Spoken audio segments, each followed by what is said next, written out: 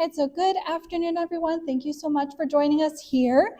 So I am Sophie Clough, the Collections and Research Assistant at the Historical Society, and I am extremely honored to be giving the talk here at the Unitarian Universalist Church, which has nearly 200 years of history here in our community. Within these walls, there have been a number of social reformers as well as advocates of abolition that have spoken here, including Susan B. Anthony, Clara Barton, William Lloyd Garrison, Lucretia Mott, Wendell Phillips, and Harriet Beecher Stowe, just to name a few, so no pressure on me. I will be able to add a few more names to that list of prominent figures that have touched Cortland County, as well as this church, as I spent today covering as much of the history of the local dress reform movement that I can. So during the 1850s, the daily outfit for a woman constituted a number of layers that could weigh up as much as 15 pounds or more. An ensemble started with a chemise and drawers as the underlayer, followed by a corset. It should be pointed out that women very rarely laced their corsets as tight as possible. This is a myth that continues to be perpetuated by Hollywood and historical fiction writers. The corset acted more as a supportive garment, much like the bra today, and combined with other accessories such as padding on the hips or a bustle on the behind, could create an illusion of a much smaller waist. I can personally attest that a properly sized corset is quite comfortable. But with that said, it is certainly not easy to move around in the typical 1850s outfit. The next layer would consist of a petticoat or multiple petticoats, and these did create more volume to the skirts. A crinoline was a stiffened or otherwise structured petticoat that could include even more volume to your skirts. A camisole corset cover would be worn in the instance that the overdress was translucent, like for blouses that you might wear in the summertime. Then finally, the dress or skirt and bodice on top. The first time we start to see the reform dress is in New Harmony, Indiana, at a utopian community founded by Robert Owen in 1824. One of its innovations was the introduction of trousers for women worn beneath comparatively short dresses. It's thought that the style may have been inspired by similar practical clothing styles long worn by Haudenosaunee women. Similarly, in 1848, the Christian perfectionist Oneida community in New York resurrected the reform dress, this time featuring short dresses over pantaloons. Communities like these were some of the first attempts to practice a form of gender equality. The most iconic phase of reform dress activism occurred among women's rights and suffrage activists in West Central New York. Elizabeth Smith Miller of Peterborough, the daughter of abolitionist philanthropist Gerrit Smith, and to whom the creation of the original Bloomer costume is attributed, describes its story as follows. In the spring of 1851, while spending many hours at work in the garden, I became so thoroughly disgusted with the long skirt that the dissatisfaction, the growth of years, suddenly ripened into the decision that this shackle should no longer be endured. The resolution was at once put into practice. Turkish trousers to the ankle, with a skirt reaching some 4 inches below the knee, were substituted for the heavy, untidy, and exasperating old garment. She goes on to report that she wore the reform style while visiting Elizabeth Cady Stanton in Seneca Falls. Stanton immediately copied the garment. In short order, Amelia Jenks Bloomer, also of Seneca Falls, made her own reform costume. Bloomer was editor of the temperance and women's rights paper called The Lily, and considering the new style superior to traditional women's fashions, began to promote Miller's version of reform dress in her paper. Later, in spring 1851, Miller, Stanton, and Bloomer stepped out onto the streets of Seneca Falls, each of the three wearing a comparatively short skirt over pantaloons, which they called freedom dress. Their promenade caused a local sensation. It earned reportage in newspapers across the nation, including the New York Tribune, the Boston Carpetbag, and the Chicago Tribune. Reporters competed to coin their own witty names to the new style. What stuck was Bloomer's, a nod toward Amelia Bloomer. To this day, Amelia Bloomer is often misidentified as the inventor of reform fashion. She did not invent, but rather did the most to publicize. As a quick aside, because ultimately I would prefer to focus on those local women who have yet to receive the spotlight, but I would be remiss if I failed to mention that Cortland County can claim Amelia Jenks Bloomer as its own. She was born in Homer in 1818, but her work in the temperance and women's rights movements took place after she had already moved away. Reform dress for women touched a nerve, sparking anger and ridicule. Elizabeth Cady Stanton's husband, Henry Brewster Stanton, almost lost his 1851 bid for re-election to the New York State Senate because of his wife's costume. Newspaper cartoons sneered that if women took on masculine characteristics by wearing pantaloons, men would don dresses and become dependent and feminized. I suppose they didn't know about kilts or hadn't spent much time learning about fashion trends for men in the past. Abolitionist William Lloyd Garrison, otherwise a strong supporter of the women's movement, stridently urged abandonment of the reform dress. Indeed, among male supporters of women's rights, only Gerrit Smith supported pantaloon reform dress. Traditional women's garb, he complained, both marks and makes their impotence. So intense was Smith's support that it seemed he thought pantaloons alone would make women equal. It soon became apparent to women's rights activists that the Bloomer costume was a distraction. Critics would focus on their apparel rather than listening to them about why women deserved the vote. By the end of 1853, Stanton abandoned the Bloomer costume and started to convince other women to do the same. As for Amelia Jenks Bloomer, she continued to wear short skirts over pantaloons until 1858, when she gave it up for a new fashion, the more lightweight wire hoop skirt. The last suffragist to forsake the Bloomer costume was Elizabeth Smith Miller, who originated it, who by her own account fell from grace and found herself again in the bonds of the old swaddling clothes, a victim to her love of beauty. Here, a few different iterations of the reform dress. Most of these examples show the Turkish pant style with the gathering at the ankle, and the last image is more of the pantaloon straight leg style. While suffragists were forsaking the Bloomer costume, another group took it up. Practitioners of the water cure, also called hydropathy or hydrotherapy, a then popular quack therapy that involved mineral baths, steam baths, and pure foods, often administered in a residential sanitarium setting. It appears that these health reformers could advocate the Bloomer costume with much less public harassment because adopting the costume for health reasons admitted to women's weakness and thus was less threatening to the status quo. James Caleb Jackson, an abolitionist and health reformer who also invented granula, the first dry whole grain breakfast cereal, lectured against slavery around the region in the 1840s. By 1847, Jackson's health was failing, and he found relief in hydrotherapy. Regardless of its credibility, Jackson began a new career as a hydropathic practitioner. Along with Dr. and Mrs. Charles Gleason, and funded primarily by Theodosia Gilbert, the Glen Haven Water Cure Facility was opened on the southwestern shore of Skaneateles Lake. According to Glen Haven Water Cure's advertisement, the facility highlighted all the advantages of a quiet and pleasant country home, free from the excitement of city or town life, combined with all the beauties of lake, mountain range, and woodland scenery.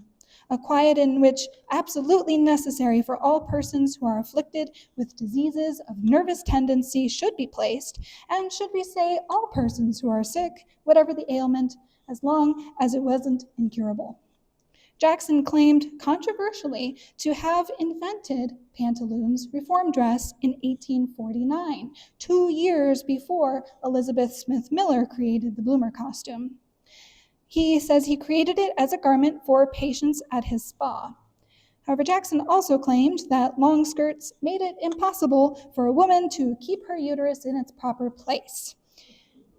It's not impossible that Jackson was aware of this type of clothing from the Oneida community, but we do also have a quote from him from about that time that says he would not demand the women visitors to the water cure to give up health for fashion. So there are some reasons to believe perhaps he did offer this kind of outfit to his women patients. It's also possible that Jackson was stealing credit from Dr. Harriet N. Austin, his adopted daughter, who is recorded as designing the American costume, a tunic or shortened dress with hem landing at the knee, worn over loose pants. The garments were designed to minimize restrictions on women's movement and promote health and hygiene. Although the reform-minded intent was similar to the Bloomer costume of the same era, Austin thought that the fullness of the Bloomer trousers was slovenly and worked to distinguish her design from it. It was the most masculine in appearance of all the dress reform era designs. I have yet to dig into the timeline of Austin's American costume compared to the Bloomer, and it's also simply possible that all of these individuals have some claim to a part of the evolution of reform dress. In February 1856, Jackson took the lead in sponsoring the National Dress Reform Association. The NDRA officially redubbed the Bloomer as the American costume or national dress.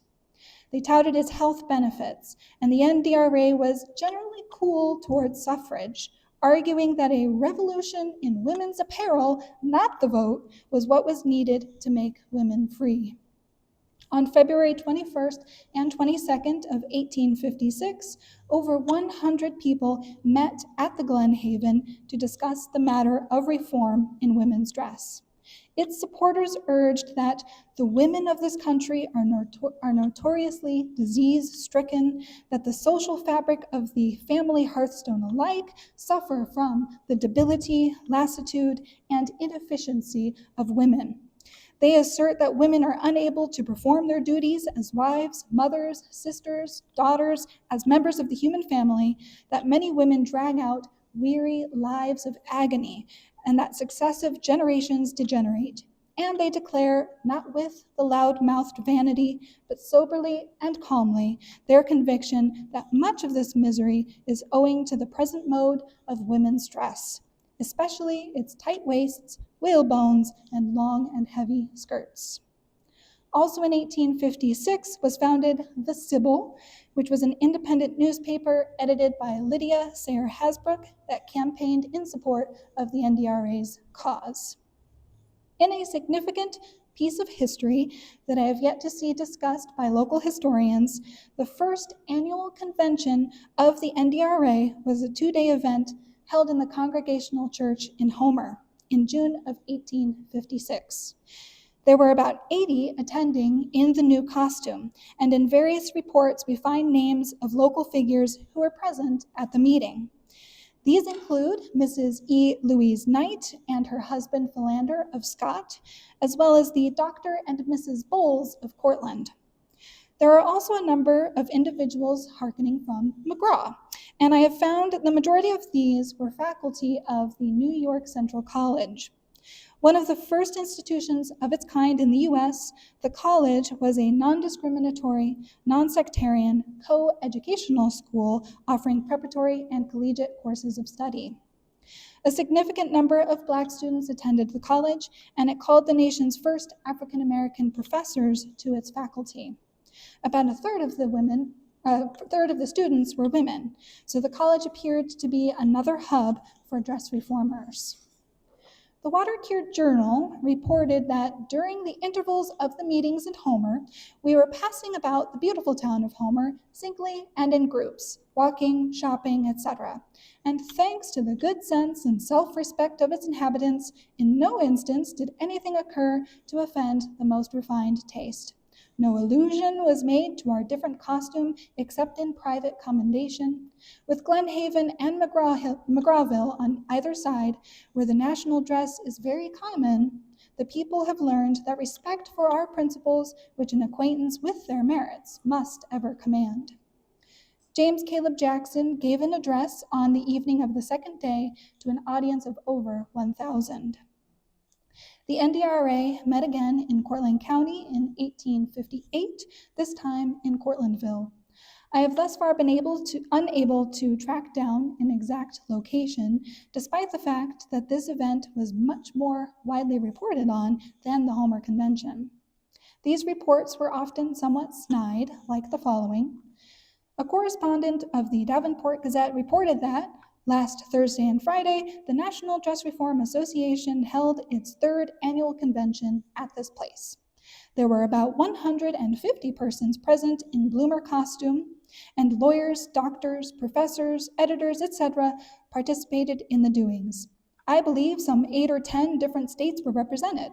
Just think of it, 150 Bloomers together. They were of every age, from childhood to gray hairs, homely, handsome, smart, stupid, tall, short, enthusiastic, deliberate, tasty, slovenly. There seemed to be 3 leading patterns of Bloomer pants. One style was loose in the sailor's fashion, another was the full Turkish style gathered in a ruffle about the ankle, and still another was close, tight legs like some of your Shanghai dandies occasionally get on.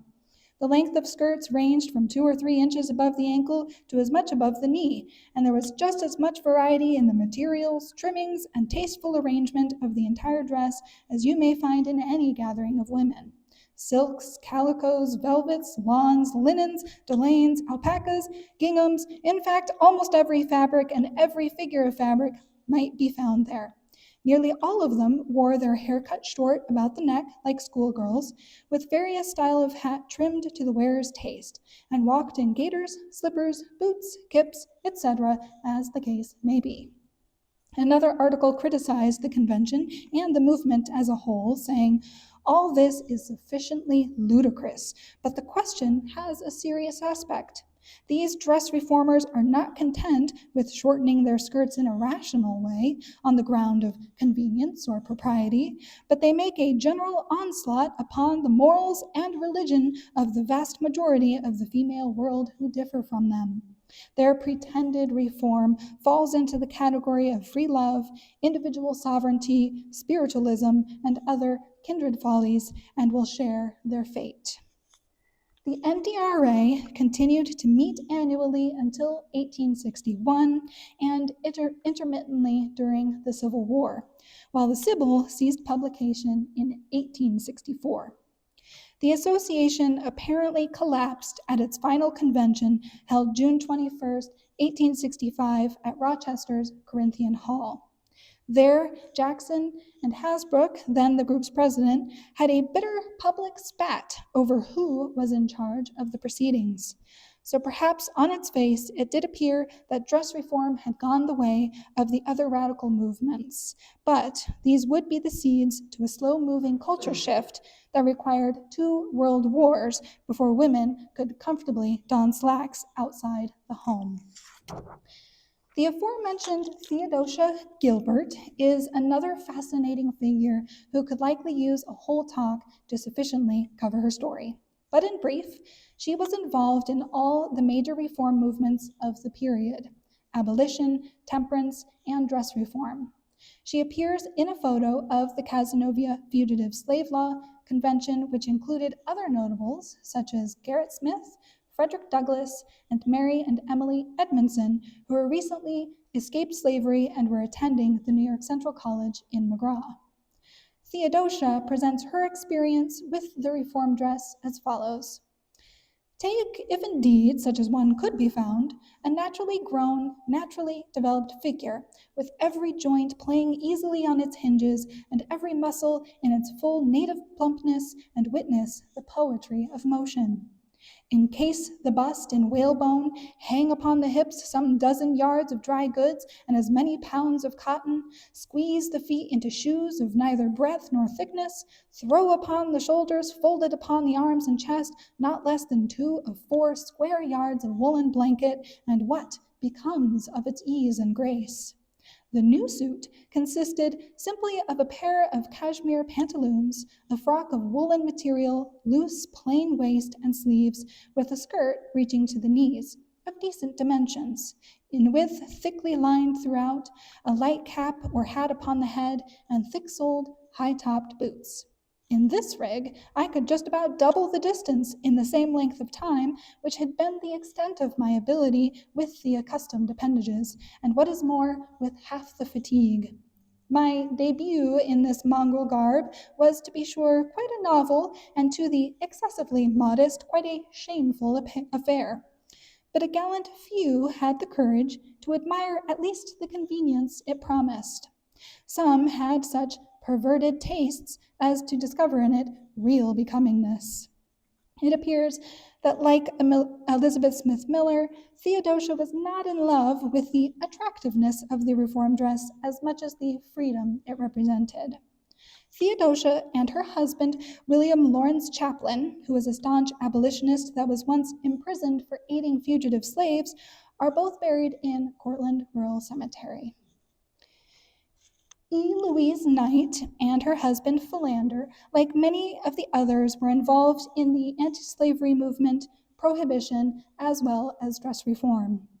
As is too often is the case, there is more to be found about the husband than the wife. But what I can determine is that Mrs. Knight was part of the NDRA as early as that Homer meeting in the first year of the association, and she served on the executive and finance committees. At the second annual conference, Philander submitted a letter to be read in his absence and stated that, "I send my better half to assist you in carrying out this object, and as I have the greatest confidence in this my representative, I beg that you will heed her counsels and that you will individually imitate the courage with which she has for more than 4 years adhered to and practically carried out the principles of dress reform, through evil as well as good report." Unfortunately, we do not know more of the spirited remarks that it was reported Mrs. Knight gave that evening. Another one of Cortland County's local dress reformers was Viola Kinney Bowles. She was married to Dr. Henry A. Bowles, and the couple lived at 82 Central Avenue in Cortland, across from the St. Charles. Dr. Bowles was another staunch prohibitionist and was nominated by the local Prohibition Convention to serve as an assemblyman in 1876. Once again, there is much more to be found on Dr. Bowles than on Viola. The small tidbits I could find indicated that she was listed as a vice president of the National Dress Reform Association at the Homer meeting of 1856, and later served on the executive committee and partnered with Mrs. Knight to form the finance committee. But our most significant member of the NDRA is Dr. Lydia Strowbridge. Lydia A. Hammond was born in Freetown in 1830, daughter of Mr. and Mrs. Silas Hammond.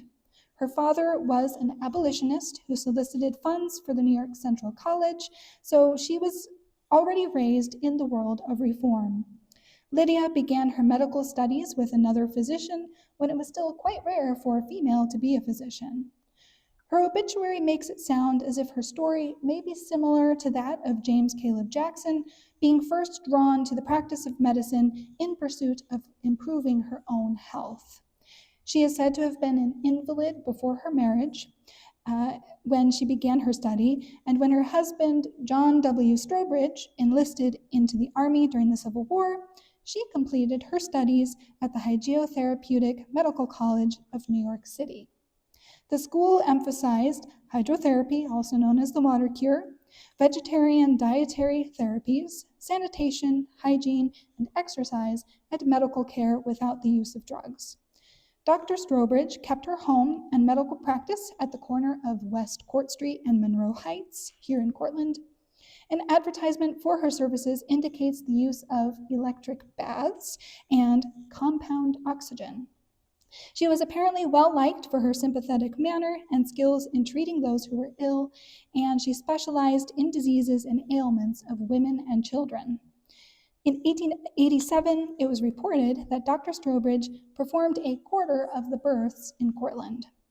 Her services also appear to have included abortions, one young woman dying from complications of the procedure in 1891.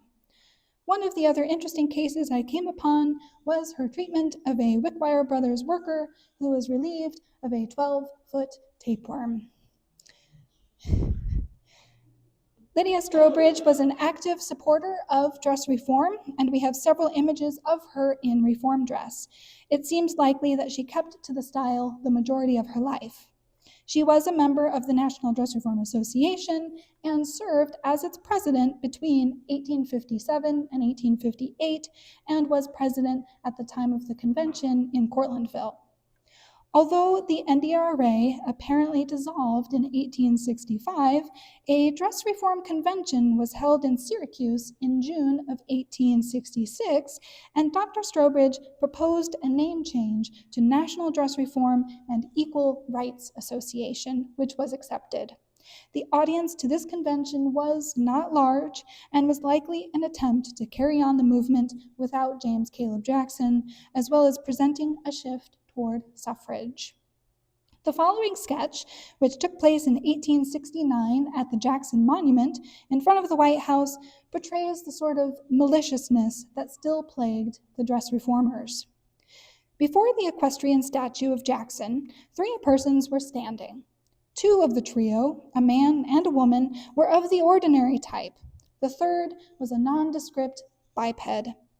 It wore a skirt of shabby black silk, falling a little below the knee, trousers of the same material, cut straight, and too short to cover a well-developed pair of feet.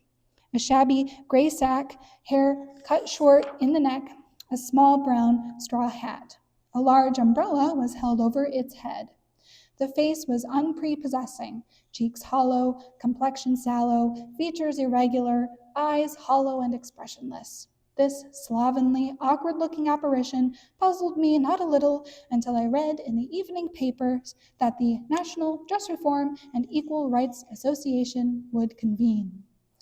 A report on that very convention reads as follows: a number of crazy women, styling themselves the National Dress Reform and Equal Rights Association, met in Washington yesterday for the special entertainment of an audience of young scamps who had nothing else to do but listen to their insane and ridiculous speeches. One termagant doctress pitched into President Grant unmercifully for his dictating the full length of skirt that women shall wear to be respectable.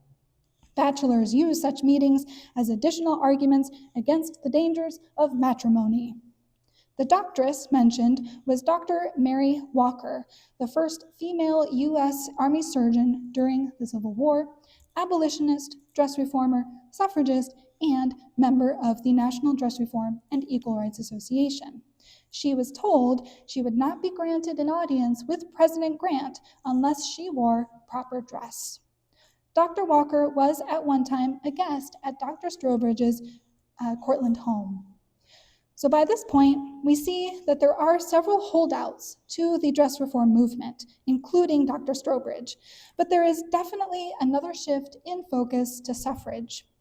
In 1869, a women's rights convention was held in Syracuse, and Dr. Strowbridge was called to the chair, and she was described by reporters as being the only lady present that seemed to take kindly to the Bloomer costume. Also mentioned in this article was Mrs. Louise Knight, who was selected along with Dr. Strowbridge as delegates from Cortland County to the upcoming Saratoga Convention. So here we do see that Mrs. Knight did remain active in women's rights after the dress reform movement waned. Strowbridge was a founding member of the local women's suffrage organization in 1884, and Lily Devereux Blake was a guest of their first meeting. Blake argued the then radical idea that gender roles are learned behaviors and that women and men shared a common nature, and also spoke here at the Universalist Church. Lydia was also a member of the Political Equality Club, which formed in 1898. And this quote comes from a meeting in 1903 of the club. One of the objections raised against equal suffrage is that women are too emotional. Josephine Henry said, "I don't deny that women are emotional. I judge other women by myself. I have had as many as 98 or 99 emotions a second when I see a drunken, degraded man surging up to the polls to vote my property and my liberty away." Well, we have evidence all around us that women are emotional who have found out long ago that God made us so to match the men. Strowbridge was also a member of the Women's Temperance Union and was a charter member of the Lincoln Lodge of the Independent Order of Good Templars and a member of this very church. Upon her death, she bequeathed $100 to the Cortland Hospital, valuing about $3,500 today. There was a historic marker placed commemorating Dr. Strowbridge in front of the hospital on Homer Avenue. This marker was taken down about a year ago for repainting by the Department of Transportation and has yet to be returned to its place. Our final local dress reformer is one M.M. Carpenter. In the 1990s, an amazing acquisition made its way to the collections of the Cortland County Historical Society. This was a trunk brimming with treasures from the Eli Carpenter family of East River. Within this weathered container lay artifacts and garments dating back as far as the 1700s. Among the trunk's contents was an authentic Bloomer costume dating to 1855. It is one of only 2 known examples from this period currently in the United States. A label sewn into the garment tells us that it belonged to M.M. Carpenter, but whether this progressive garment belonged to Mariva Carpenter or to her daughter Malvina remains a tantalizing mystery yet to be definitively answered. Born in 1802 to Dr. Ruggles and Juliana Pierce Carpenter, Mariva wed her first cousin, Eli Carpenter, in Toland, Connecticut in 1820. Eli had established himself in Homer around 1816, acquiring a share of water rights and land at East River, a settlement that would eventually bear the name Carpenterville, from the pioneer Daniel Crandall, who had constructed the area's first sawmill at the dawn of the 19th century. At this promising location, Eli developed a fulling mill and facilities for dyeing and dressing cloth, complete with a carding machine. His enterprise flourished through the years, expanding to include carpet manufacturing with dyes of his own creation. Eli eventually claimed full ownership of both the property and its water rights, constructing new mills to support his growing business venture. Mariva and Eli produced 3 children, Malvina Marciana, Marcius Volney, and Henry Lamorin. Their beautiful home was surrounded by meticulously arranged gardens and a fruitful orchard. Within its walls, visitors would find what was described as relics, rare furniture, and china. It was likely here that Mariva created many of her exquisite miniature portraits. Unfortunately, the home was lost to fire in 1917. Most of Mariva's life remains shrouded in mystery. Records at the Cortland County Historical Society identify her as a self-taught artist who must have begun her artistic journey at a remarkably young age. One self-portrait reportedly captures her at just 15. While many of her surviving works depict family members, she appears to have received commissions from prominent individuals, both local and distant. Each portrait is carefully labeled with the sitter's identity, Mariva's own, and the date of creation. A particularly intimate touch was her practice of incorporating a lock of the subject's hair into the back of many pieces. Mariva is usually listed in records by her first name or first initial, while her daughter is most often recorded as M.M. Malvina Marciana, or Marciana Malvina, we see it both ways, was born in Homer in 1820. She, too, was an artist and a noted taxidermist, and the Carpenter home contained many specimens of her skill. She donated 6 cases of taxidermy birds to the Homer Academy in 1871, and in the accompanying letter indicated hopes that the pupils would be able to use them to spend some time in study of natural history. She also explains that she made them while subject to ill health. Perhaps this is a clue that she suffered from poor health, and this could have taken her to the Glen Haven water cure, where she might have been exposed to reform dress. This is but speculation, but along with the fact that she is most often the one referred to as MM, she is likely our best candidate for the owner of the Bloomer costume. I tried desperately to search for one of our Carpenter ladies in the materials I used for researching the dress reform movement, but neither makes an appearance. Perhaps in future, a list of the members of the National Dress Reform Association might be able to provide an answer, but until then, we must be satisfied with hypotheses. But despite not knowing the full story behind the owner of the costume, it still remains a significant historical artifact, one that is in high demand from museums. Our costume has been on display at Jamestown, the New York State Museum, and most recently, Genesee Country Village and Museum for their Becoming Gendered exhibit. While it was there, curator Brandon Brooks received permission to create a pattern from the ensemble to be made freely available on their website.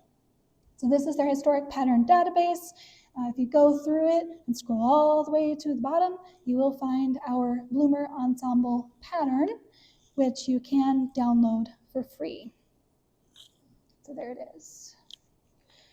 So in order to bring attention to this pattern, as well as to the history behind the outfit itself, we are proposing a community challenge. Make your own Bloomer costume. It need not be black, nor have the same leaf applique. You can get creative. You can give it a modern twist, decorate it with different appliques, add more decorative trimmings, whatever you like. Then in October, we are planning a gala event where we invite you to wear your Bloomer costume and potentially participate in a fashion contest. So today we do actually have 3 prints available of the pattern. So the pattern is free on the website, but I'll tell you it is very difficult to print out cheaply. So we have a couple patterns available. We will have more this week. We're selling them for $25. That is only to cover the printing costs. We're not making a profit off of selling you the pattern. It's that you can get it cheaper, because if we buy it in bulk, you'll get it cheaper. So if you are interested, we have 3 available today, and we'll have more available at the Historical Society this week. So just to wrap up, when bicycling became popular in the 1890s, bloomers experienced a resurgence as women sought out more comfortable garb for riding. The Scientific American reported on the healthful benefits of bicycling for women, and also stated that another thing from which women suffer is too heavy and too tight clothing.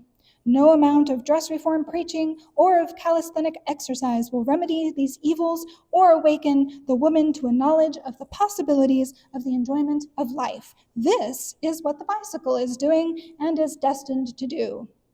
A Cortland minister preached on the evils brought on by the fad of bicycling, particularly the fact that the community's young people were skipping out on church to go wheeling about.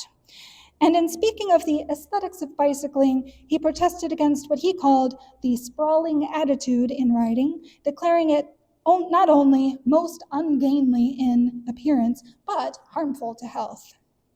World War I afforded women the opportunity to prove their worth to their nation in filling labor shortages, working on farms, fundraising and relief efforts, and as nurses on the front lines. The time was finally ripe, after efforts for over 70 years, for the 19th Amendment to the Constitution, which was certified as law in 1920, formally giving American women the right to vote. Even so, women still wore skirts more often than not. In 1938, Helen Hulick, a kindergarten teacher, was refused as a witness in a Los Angeles court for wearing pants. The next day, Hulick again wore slacks to court. She was held in contempt, sent to jail, and issued a dress.